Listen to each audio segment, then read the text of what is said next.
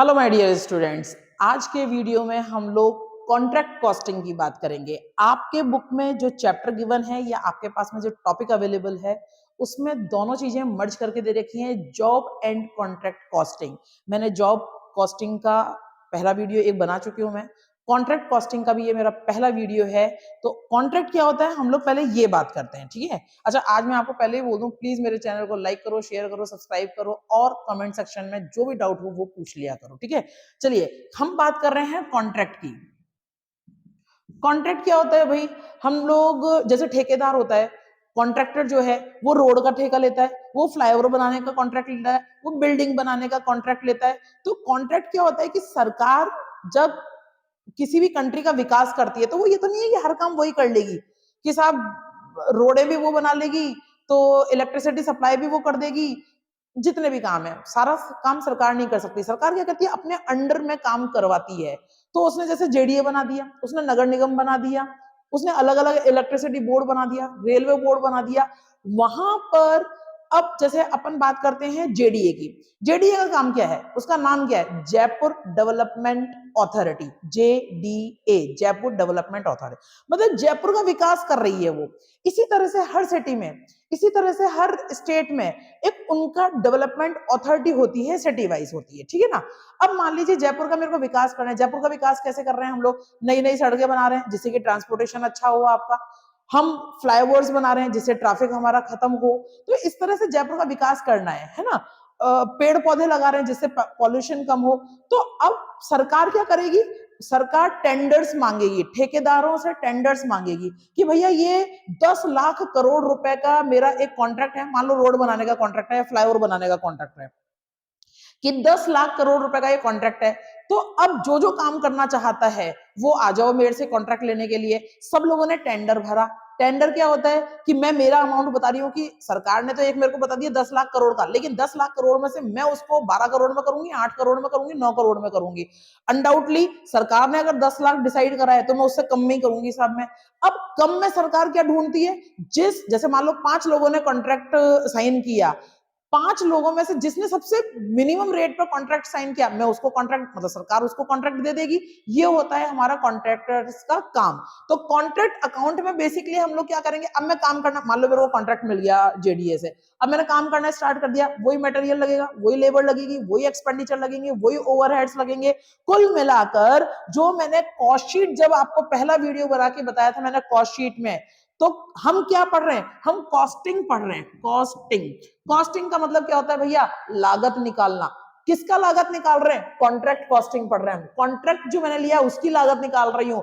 सरकार से काम तो ले लिया, कहीं ऐसा नहीं हो मेरे को लॉस हो जाए साहब, तो लागत निकालूंगी, अपना प्रॉफिट जोड़ूंगी, फिर सरकार को रेट बताऊंगी कि मैं इतने में ये काम करके दूंगी यहाँ पर, ठीक है ना। अब कॉस्ट शीट में हमने क्या पढ़ा था? सेम जो कॉस्ट शीट मेरी बैकबोन है कॉस्टिंग की, वो आगे तक चलती है हमारी। डायरेक्ट मटेरियल पढ़ा था, डायरेक्ट लेबर पढ़ा था, डायरेक्ट एक्सपेंसेस पढ़ा था, ये सब मिला के मेरी प्राइम कॉस्ट बन रही थी, है ना। फिर इसमें मैंने, अब उसके बाद में ओवरहेड्स, आज मैं एक शब्द काम में ले रही हूं क्योंकि फैक्ट्री ओवरहेड,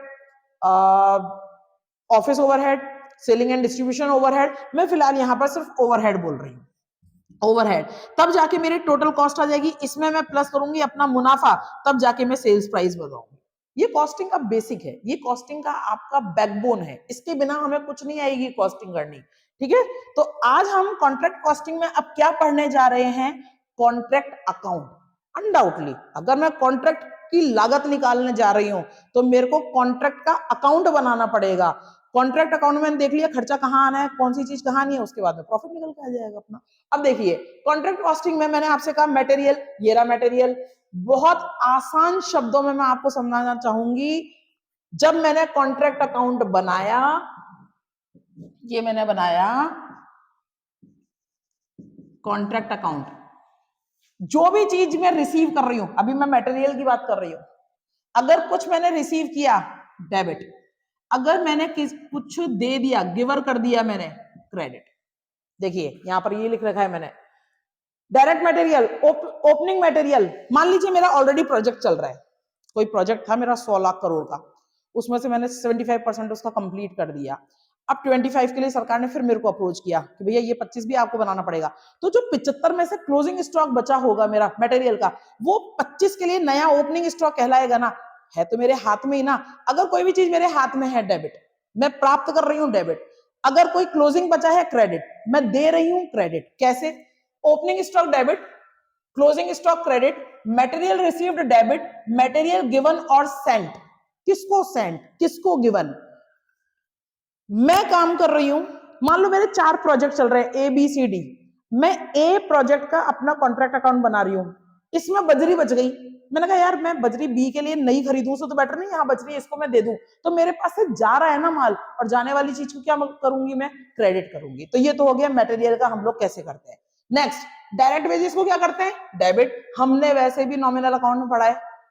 क्या पढ़ा है हमने नॉमिनल अकाउंट में? Expenses should be debited. तो हमने डायरेक्ट मटेरियल को क्या कर दिया? डेबिट। एक्सपेंसेस को क्या कर दिया? Debit. Plant issued to contract. अच्छा अब एक बात बताओ, इतना लंबा चौड़ा मेरा कॉन्ट्रैक्ट है, वहां पर जरूरी थोड़ी मेरे पास में क्रेन्स हो, मेरे पास में जेसीबी मशीन्स हो, तो मैं भी क्या करूंगी, उसको कहीं से किराए पे लूंगी साहब मैं, है ना। तो अब प्लांट इशू टू कॉन्ट्रैक्ट, मेरे पास में अगर प्लांट आया है तो डेबिट, और अगर मैंने प्लांट दिया है किसी और को दे दिया, जा रहा है ना मेरे पास से, तो उसको क्रेडिट। इनडायरेक्ट एक्सपेंसेस को डेबिट, सब कॉन्ट्रैक्ट कॉस्ट को डेबिट।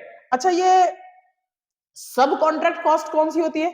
मान लो मुझे ये रूम बनाने के लिए एक प्रोजेक्ट बना, तो मेन तो क्या है? बिल्डिंग का निर्माण करना। लेकिन उस बिल्डिंग का हम क्या करेंगे जब तक उसमें इलेक्ट्रिसिटी नहीं होगी? तो electricity is the sub contract of the main contract, ठीक है।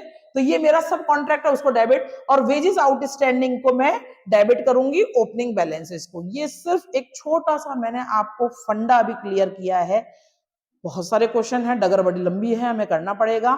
फिलहाल मैं आपको एक मटेरियल का क्वेश्चन बताती हूं, जिससे कि आपको समझ में आए कि जो अभी हमने बात करी है वो धरातल पे वो बातें हैं या नहीं है। तो देखिए अब आपके स्क्रीन के ऊपर एक क्वेश्चन आ रहा है, इसको हम लोग करते हैं। वो कह रहा है आपको निम्नलिखित सूचनाओं को ठेके खाते में प्रदर्शित करो। मटेरियल परचेज मेरे पास में आया, debit. Material issue to contract, भाई कॉन्ट्रैक्ट देखो किसने इशू किया? स्टोर ने इशू किया है मटेरियल, तो मेरे पास तो आ ही रहा है ना, debit. Material return to supplier, मैं सप्लायर का मतलब पहले मैंने खरीदा था, अभी एक तरह से परचेज रिटर्न हो गया, तो क्रेडिट मेरे पास से जा रहा है, क्योंकि यही मैंने फंडा आपको समझाया है। Material received from contract B, B से मेरे पास में आया है, मैंने अभी आपको समझा ना, ए बी सी डी मेरे 4 प्रोजेक्ट चल रहे हैं। तो क्या लाइन है? Material received from contract B, मैं कौन हूं? ए हूं, तो मेरे पास तो आया है तो डेबिट करूंगी। Material transfer to contract C, मेरे पास से गया है, मैं क्रेडिट करूंगी। Material return to store, credit करूंगी, मेरे पास से तो जा रहा है भाई material. Loss of material by thief, मेरा माल चोरी हो गया, तो क्या करूंगी? क्रेडिट करूंगी। अच्छा क्यों करेंगे हम? ये बात बताओ, हमने तो कहा था नॉमिनल अकाउंट में ऑल लॉसेस और expense should be debited, but मैं इसको क्रेडिट क्यों कर रही हूं? क्योंकि एंट्री क्या बनेगी? P&L account debit to contract. हम एंट्री क्या बनाएंगे? P&L account debit to contract. तो कॉन्ट्रैक्ट में बाय पी&एल जाएगा नहीं जाएगा, इसलिए ये क्रेडिट होगा। कंफ्यूज मत होना, किशोर हमने कहा था नॉमिनल अकाउंट में सब लॉसेस और एक्सपेंसेस को डेबिट करते हैं, तो हम इस लॉस को क्रेडिट क्यों कर रहे हैं? एंट्री सोचो जरा। तो P&L account debit to contract के नाम से loss by material bye fluid, है ना, 1000 क्रेडिट में जाएगा। Material costing 3000 was sold for 3300। अब एक बात बताओ भैया, 3000 के माल को मैंने 3300 में बेचा, माल तो गया ना मेरे पास से, गया तो credit. Waste material of ₹500 was sold for 200, credit, माल तो गया ना मेरे पास से। Material at site at the end of the year, credit, मैंने पहले ही कह दिया, ओपनिंग स्टॉक को डेबिट करेंगे और क्लोजिंग स्टॉक को क्रेडिट करेंगे। देखिए कैसे करना है इस क्वेश्चन को। अब कॉन्ट्रैक्ट अकाउंट बनाएंगे हम। क्या कहा था उसने करने के लिए मुझे? ऊपर ही ऊपर लाइन में लिखा है निम्नलिखित सूचनाओं को ठेके खाते में प्रदर्शित करो, contract account.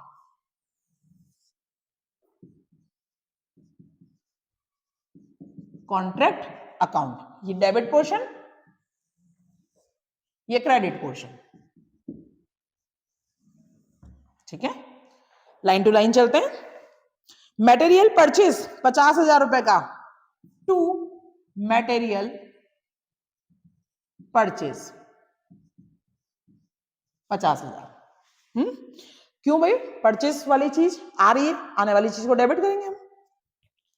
Material issue to contract, store कह रहा है कि मैंने कॉन्ट्रैक्ट अकाउंट को ये मटेरियल दिया, तो कॉन्ट्रैक्ट अकाउंट तो कहेगा मैंने रिसीव किया है, तो रिसीव को क्या करूंगी? डेबिट। तो material to material receive from store कितना है? 10,000। आपको बार बार मैं एक ही चीज बोलती हूं, accountancy is not typical, the typical is language. हमें इस लैंग्वेज पे कमांड करना है, छोटा छोटा तोड़ के पढ़ा करो, है ना, बहुत आसान है चीजें हमारे लिए। चलिए तीसरा point, material return to supplier. क्या हुआ ये? एक तरह से पहले मैंने खरीदा, अब मैं कह रही हूं कि सप्लायर, पहले मैंने खरीदा, अब मैं उसको दोबारा रिटर्न कर रही हूं, in the sense of purchase return. Purchase return का अपन दो जगह दिखा सकते हैं, या तो मैं इसमें से लेस करके दिखा दूं, एक ही बात है, या फिर मैं क्रेडिट में दिखा दूं। थोड़ा सा लॉजिक लगा के देख लो, 50,000 में से चाहे मैं इसको लेस करके दिखा दूं 2,000 को, तो यहां पर मैं 48,000 दिखा सकती हूँ, ये भी सही है। और अगर आपको लग रहा है काटे पीटी कौन करे, तो यहां पर कर दो। इसमें मैं यहां पर इसलिए करने जा रही हूँ, अक्सर वैसे मैं यहां ही लेस करती हूँ, लेकिन यहां मैं इसलिए कर रही हूँ क्योंकि मैंने आपको फंडा एक ही समझाया है, रिसीव डेबिट, जा रहा है credit, opening debit, closing credit, expenses debit, losses credit. बस 3 चीजें मेरी, ये सेंटेंस याद रख लेना, क्वेश्चन आसान है अब आपका, ठीक है। हाँ जी, तो हमने कहा material return to supplier by material return to suppliers कितना है भाई? 2,000। 2,000। Next, material receive from contract B. भाई मैं कह रही हूं मैंने रिसीव किया, किससे किया? कॉन्ट्रैक्ट बी से किया, तो रिसीव को तो क्या करूंगी मैं? Debit to material receive from B कितना? 4,000, है ना। Material transfer to contract C, transfer का मतलब मैंने उसको दे दिया, तो देने वाली चीज को क्या करूंगी? Credit by material transfer to C कितना? 1,000। मटेरियल रिटर्न टू स्टोर, पहले स्टोर से मैंने रिसीव किया था, ये लिखा मटेरियल रिसीव फ्रॉम स्टोर, अब मैं स्टोर को दे रही हूं तो मेरे पास से तो जा रहा है ना, ठीक है, credit by material return to store कितना है भाई? 4,000। 4,000। Loss of material by thief, 2,000 रुपए का माल चोर ने चुरा लिया, नुकसान है, डेबिट करते हैं, लेकिन उसके नुकसान की भरपाई कौन करता है? P and L. एंट्री क्या बनेगी? P and L account debit to loss by thief, तो by P and L, by P and L, और पी एंड एल में पहला आया loss by thief, loss by thief, है ना। कितना है भाई? 2,000 रुपए। 2,000। Loss by material by fruit, नुकसान हुआ है, नुकसान की भरपाई कौन करेगा? पी एंड एल अकाउंट करेगा, तो वही एंट्री बनेगी, P and L account debit to loss by fruit, loss by fruit. ये कितना है? 1,000। अभी चलिए इसके ऊपर मैं थोड़ा सा कंसेप्ट और क्लियर करूंगी फिलहाल, है ना। मटेरियल कॉस्टिंग 3,000, 3,000 रुपए का मटेरियल था, वॉज सोल्ड फॉर 3,300। मेरे पास से मटेरियल गया है ना, मैंने माल बेचा है, तो मटेरियल तो गया है ना, तो क्या करूंगी? क्रेडिट, तो बाय, अच्छा एंट्री क्या करूंगी? Cash account debit to material, entry क्या करूंगी? बेचने की, cash account debit to material, तो और मटेरियल कहां से गया है? कॉन्ट्रैक्ट से। मटेरियल कहां से गया है? कॉन्ट्रैक्ट से, तो हम करेंगे बाय कैश, बाय कैश, और बाय कैश में लिख दो मटेरियल सोल्ड, मटेरियल सोल्ड कितना था? 3,300। हाँ, 3,000 रुपए के माल को मैंने 3,300 रुपए में बेचा है ना, ये ध्यान रखना। अब अगर मैंने 3,000 के माल को 3,300 में बेचा है, तो 300 रुपए का मुनाफा हुआ नहीं हुआ भाई? और मुनाफे को क्या करूंगी? अगर लॉस को मैं यहां, अच्छा देखो एक कंसेप्ट यही क्लियर करवा देती हूं पहले, है ना। देखो मैंने कोई चीज सोल्ड करी, और सोल्ड अगर मैंने लॉस में किया, नुकसान हुआ, नुकसान की भरपाई कौन करेगा? P&L। अब P&L में मान लो 10,000 रुपए पड़े हुए थे, 1,000 रुपए उसने भरपाई कर दी इस लॉस की, तो इसके पास में कितना बचा? 9,000। इसको क्या हुआ? लॉस। लॉस को क्या करूंगी? डेबिट। किसकी भरपाई करी? इसकी। तो टू जो भी आपका मटेरियल है, तो एंट्री क्या बनी मेरी? P&L अकाउंट डेबिट टू, ये अपन ने किया ना, P&L account debit to material, जो नुकसान हुआ मेरा। अब हम बात करते हैं उल्टा, अगर मैंने कोई चीज बेची और उससे मेरे को प्रॉफिट हुआ, अगर मैंने लॉस P&L से लिया है तो प्रॉफिट P&L को दूंगी। अक्सर मैं मेरे स्टूडेंट्स को बताती हूँ, P&L कॉमर्स में पिताजी होते हैं। देखो समझो बातों को, कॉमर्स में, क्योंकि कॉमर्स क्या है? व्यापार, ठीक है। हमने एक 11th में एक फंडा पढ़ा था कि व्यापार और व्यापारी दोनों अलग अलग होते हैं। अगर मैं व्यापार कर रही हूं तो मेरा पर्सनल एक्सपेंडिचर को मैं व्यापार में मिक्स नहीं कर सकती हूँ, मुझे एग्जैक्ट प्रॉफिट नहीं पता चलेगा व्यापार का। तो हमेशा से कहते हैं कि एंटिटी कंसेप्ट रखना चाहिए, entity in the sense separate concept रखना चाहिए। शोभा चतुर्वेदी अलग व्यक्ति है और शोभा एंड कंपनी अलग है। मैं मेरे खर्चों को शोभा एंड कंपनी में नहीं डाल सकती हूँ, ठीक है। तो मैंने एक शब्द क्या बोला कि व्यापार जो होता है हमारा, उसमें प्रॉफिट एंड लॉस निकलता है, ठीक है। अब इसी से संबंधित एक बात, घर में आपको आपकी एग्जामिनेशन फीस भरनी है, कॉलेज की फीस भरनी है, किससे लोगे भैया? पापा से। आपने कुछ कमाया, मान लो आपने कोई गेम जीता, विनिंग इनकम हुई आपकी, किसको दोगे? पापा को। तो घर का मुड्ढा कौन है? पिताजी। हमें खर्चा लेना है पापा से, कमाया है पापा को देना है, ठीक है। अब हम सेपरेट बात करते हैं व्यापार की। व्यापार में पिताजी कौन है हमारे? P&L। नुकसान हुआ किससे लेंगे? P&L से, तो वो पिताजी हुए नहीं हुए। इनकम हुई किसको देंगे? पापा को। पापा कौन है? P&L। सेम चीज मैंने यहां पर जब लॉस हुआ था तो P&L से लिया, तो एंट्री कर दी P&L अकाउंट डेबिट। अब अगर प्रॉफिट होगा, नहीं अभी पहले मैं इसको कर लूं, 3,000 के माल को 3,300 में मैंने बेचा, मुनाफे में बेचा नहीं बेचा साहब? अगर मुनाफे में बेचा तो उसको डेबिट करूंगी नहीं करूंगी? क्योंकि अब एंट्री क्या हो जाएगी मेरी? Contract account debit to P&L। तो मैंने यहां पर कर दिया टू P&L। कितना साहब? 300। 300 कहां से आया? 3,000 के माल के 3,300 में बेचा, तो रिमेनिंग 300 मेरा प्रॉफिट है। और इसको क्या लिखा मैंने? Profit on sale of material. समझ में आया? बहुत अच्छे से आना चाहिए वैसे ये चीजें समझ में। चलिए नेक्स्ट, वेस्ट मटेरियल 500 रुपए का था, है ना, और उसको मैंने वॉज सोल्ड फॉर 200, और मैंने 200 में बेच दिया उसको, ठीक है।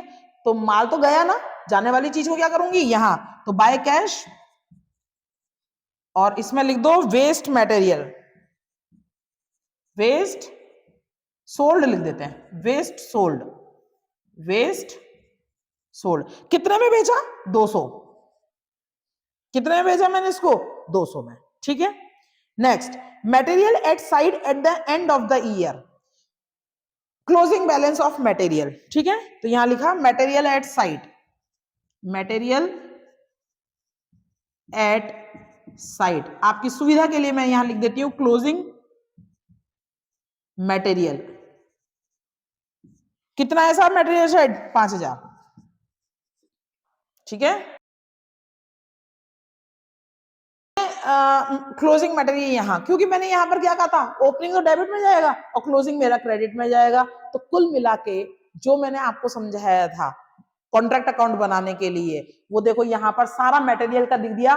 मटेरियल आ रहा है डेबिट, मटेरियल जा रहा है credit, opening material debit, closing material credit, ठीक है ना।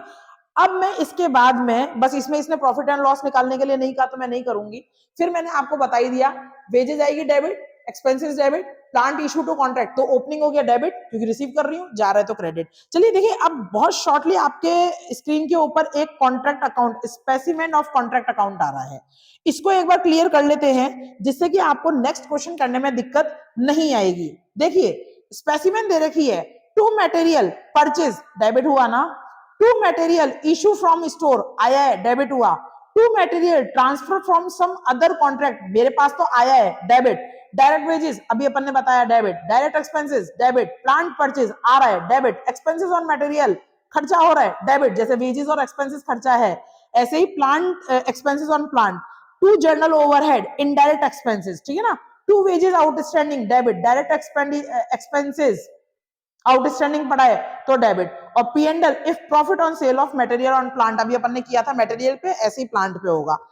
बाय में चलते हैं, by material return to store, मेरे पास से तो जा रहा है ना credit, material transfer to other contract जा रहा है credit, material return to supplier जा रहा है क्रेडिट, मटेरियल और प्लांट सोल्ड जा रहा है credit, material return to store जा रहा है credit, loss on sale of material हुआ, लॉस ऑन प्लांट सोल्ड हुआ, लॉस ऑन मटेरियल स्टोलन हुआ, लॉस बाय प्लांट डिस्ट्रॉय, सारा हमारा किस में जाएगा क्रेडिट, क्योंकि मैंने यहां पर अभी किया था इस क्वेश्चन में बाय पी एंड एल से, है ना।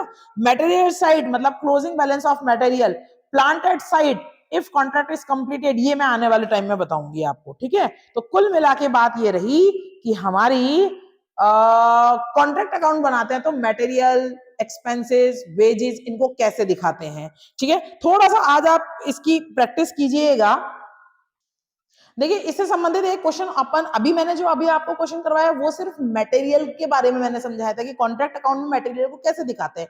अब अपन कोई ऐसा क्वेश्चन करते हैं जिसमें ये आपका डायरेक्ट वेजेस, डायरेक्ट एक्सपेंसेस, ये सारी चीजें आ जाती हैं। तो देखिए आपकी स्क्रीन पे क्वेश्चन आ रहा है, 31 मार्च 2013 को ठेका संख्या 151 से संबंधित सभी व्यवहारों का संक्षिप्त ब्यौरा अग्रलिखित प्रकार से है, ठेका इसी वर्ष पूर्ण हो गया।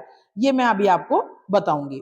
नीचे नीचे दे रखा है, उपरोक्त व्यवहारों से ठेका खाता तैयार कीजिए। अच्छा, अब हमने क्योंकि कॉन्ट्रैक्ट अकाउंट पढ़ लिया तो हमें पता है मटेरियल परचेज कहाँ आएगा, डेबिट में। मटेरियल सप्लाइड फ्रॉम स्टोर कहाँ, भाई मेरे पास तो आ रहा है debit, wages debit, direct expenses debit, material return to store credit क्योंकि जा रहा है, कॉन्ट्रैक्ट प्राइस क्रेडिट, है ना, कॉन्ट्रैक्ट प्राइस तो क्रेडिट में बताया था मैंने, work overhead debit, office overhead debit, है ना, आउटस्टैंडिंग वेजेस डेबिट, ठीक है। कॉन्ट्रैक्ट अकाउंट बनाते हैं हम लोग।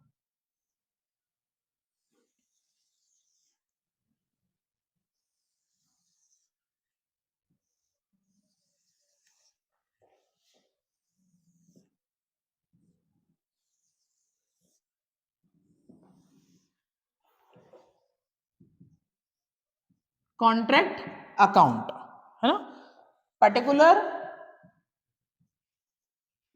अमाउंट, पर्टिकुलर और अमाउंट क्या बना रहे हैं, कॉन्ट्रैक्ट अकाउंट। कौन सा बना रहे हैं, 151 कॉन्ट्रैक्ट अकाउंट नंबर 151, ये इसने क्वेश्चन में बोला है 151 ठेका का पूरा बनाइए, ठीक है। मटेरियल परचेज कहां आता है, माल आ रहा है, देखिए जो अभी मैंने बताया वो सारी चीजें अब आने वाली है। मटेरियल अगर मैं प्राप्त कर रही हूं तो डेबिट, तो टू मटेरियल, मटेरियल परचेज है ना मेरा, ये टू मटेरियल परचेज आ रहा है कितना, 6350। मटेरियल सप्लाइड फ्रॉम स्टोर कितना, 2600 आ तो रहा है ना, चलो मैं इसको बाहर 6350, 6350 to material supplied from store, material received from store कितना है भाई, 2600, मेरे पास तो आया ही है ना माल, डेबिट करूंगी मैं। नेक्स्ट, वेजेस का कहां करती हूं मैं, debit to wages, to wages कितना है वेजेस मेरा 10,000, डायरेक्ट एक्सपेंसेस कितने हैं, टू डायरेक्ट एक्सपेंसेस 1470। अच्छा ये क्यों लिख रही हूं मैं डायरेक्ट एक्सपेंसेस 1470 डेबिट में, देखो ये लिखा हुआ मैंने, direct wages debit, direct expenses debit, है ना, कॉन्ट्रैक्ट अकाउंट का ये है अपना 1470। मटेरियल रिटर्न टू स्टोर मेरे पास से जा रहा है credit, by material return to store कितना भाई 1200, 1200। कॉन्ट्रैक्ट प्राइस कितनी है 25,000, बाय कॉन्ट्रैक्ट प्राइस मैंने कॉन्ट्रैक्टी को दिया, कॉन्ट्रैक्टी कितना है 25,000, मतलब मेरे पास में 25,000 रुपए आया, इसमें से ये सारा खर्चा खत्म करने के बाद में मैं कहूंगी यार इतना मेरा प्रॉफिट हुआ है, ठीक है ना। तो ये मैंने रिसीव किया है, मतलब contract price. Work overhead 25% of direct wages. तो डायरेक्ट वेजेस कितनी है, पहले तो अपन बात करते हैं work overhead. To work overhead, overhead. अब वर्क ओवरहेड के लिए कह रहे हैं 25% of direct wages, 25% of direct wages. तो डायरेक्ट वेजेस कितनी है भाई हमारे पास में, देखो 10,000 की तो ये वेजेस है मेरी, 10,000 प्लस अभी क्वेश्चन में लास्ट में दे रखा है आउटस्टैंडिंग वेजेस 720, आउटस्टैंडिंग वेजेस 720, तो प्लस 720। अब एक मिनट मैं इधर भी लिख देती हूं, टू आउटस्टैंडिंग वेजेस 720, तो मतलब 10,720 का 25% कितना होता है, वर्ग 2,680, 2,600 कैलकुलेट करके देखिएगा, 2,600 आ रहा है। फिर कहता है office overhead, to office overhead. Office overhead कितना कह रहा है वो आपको, 10% of prime cost, 10% of prime cost. तो प्राइम कॉस्ट निकालना मैंने आपको सिखाया था, कैसे सिखाया था, इधर मैं एक बार रफली आपको इधर दिखा देती हूं मैं आपको प्राइम कॉस्ट कैसे निकालते हैं हम लोग। Calculation of prime cost, direct material, direct labour, direct expenses is equal to prime cost, यही सिखाया था मैंने। डायरेक्ट मटेरियल कितना है भाई, अब इधर एक और चीज, कैलकुलेशन ऑफ डायरेक्ट मटेरियल निकालना पड़ेगा। डायरेक्ट मटेरियल कितना है 6,350, तो मैंने लिखा 6,350, ठीक है। फिर मैंने ये 2,600 भी तो रिसीव किया है, मेरे पास ही तो है डायरेक्ट मटेरियल, तो 2,600 2,600 तो कुल मिला के मेरे पास में डायरेक्ट मटेरियल कितना आया 8,950। इस 8,950 में से मैंने 1,200 रुपए का रिटर्न भी तो कर दिया, तो लेस परचेज, देखो ये तो हो गया परचेज, ये हो गया रिसीव, ठीक है, ये हो गया लेस परचेज रिटर्न, कितने का 1,200 का। 8,950 में से 7,750 बचा मेरा प्राइम कॉस्ट, 7,700 प्राइम कॉस्ट नहीं sorry direct material. Direct material कितना आया 7,750। होपफुली आप लोगों को समझ में आया होगा। डायरेक्ट मटेरियल भाई जो मैंने खरीदा वो, उसमें से जो मैंने रिटर्न कर दिया वो लेस कर दो, मतलब 6,350 में से चाहे 1,200 डायरेक्ट लेस कर दो, और ये और मैंने स्टोर से प्राप्त किया है, तो ये मेरा डायरेक्ट मटेरियल। डायरेक्ट मटेरियल इधर लिख दिया। डायरेक्ट लेबर कितनी है भाई, डायरेक्ट वेजेस ये रही 10,720, ये दोनों ही तो मेरी डायरेक्ट वो है 10,720, और डायरेक्ट एक्सपेंसेस कितने हैं मेरे 1,470। तो कुल मिला के मेरी प्राइम कॉस्ट कितनी आई 19,940, 19,940। और इसने क्या कहा 19,940 का 10%, 19,940 का 10% हो गया 1,994, 1,994 रुपए। क्लियर, ये मैंने यहां पर ले लिया आपका ऑफिस ओवरहेड, ठीक है। इसको जरा समझ लो, स्क्रीनशॉट ले लो, मैं इसको मिटाऊंगी। हाँ जी, अब हमें P&L प्रॉफिट एंड लॉस निकालना है इसमें कि हमारे को क्या बचा। तो देखिए आप, मेरे पास में 25,000 और 1,200 26,200 रुपए तो मेरे पास में ये है ना। और इसमें से मैंने 1994, 2,680, 1,470, 10,720 और 8,000 ये घटाए, तो बैलेंसिंग फिगर में 386 रुपए बच रहे हैं। तो ये क्या हुआ, प्रॉफिट ही तो हुआ P&L, और मैंने लिख दिया बैलेंसिंग फिगर। कहने का अर्थ है 25,000 रुपए मेरे को सरकार ने दिए कॉन्ट्रैक्ट को पूरा करने के लिए, उसमें से मात्र मेरे को 386 रुपए का प्रॉफिट हुआ है, मुनाफा हुआ है मेरे को, ठीक है। तो इस तरह से हम सिंपल जो मैंने आज पढ़ाया आपको कॉन्ट्रैक्ट अकाउंट बनाते हैं, जिसमें आपका ये भी बड़ा इंपॉर्टेंट रोल अदा कर रहा है, आपके पास में होना चाहिए ये नोट्स में, इसका स्क्रीनशॉट ले लीजिएगा। होपफुली आज का वीडियो आप लोगों को पसंद आया होगा, समझ में आया होगा कॉन्ट्रैक्ट अकाउंट कैसे बनाते हैं। नेक्स्ट वीडियो में मैं आपको 3 प्रकार के लेवल होते हैं कॉन्ट्रैक्ट अकाउंट को, वो हम लोग कंप्लीट करेंगे। All the best for your study, thank you so much.